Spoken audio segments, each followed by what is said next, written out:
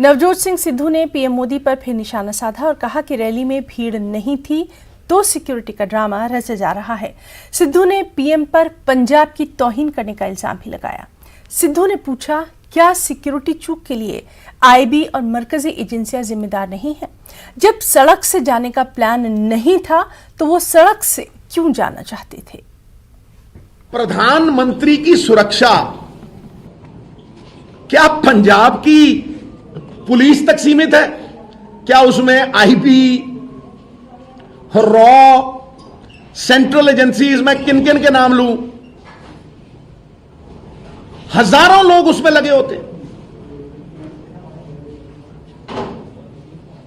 जब कोई ऐसा प्लान ही नहीं था कि वो सड़क से जाएंगे, तो यकायक ये प्लान कैसे बदला? और अगर बदला तो यह बहुत साफ है कि वो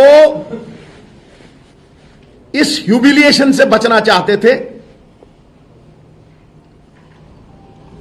कि जो बीजेपी का complete failure, they were like a bust balloon, इस बात को अवॉइड करने के लिए उन्होंने ये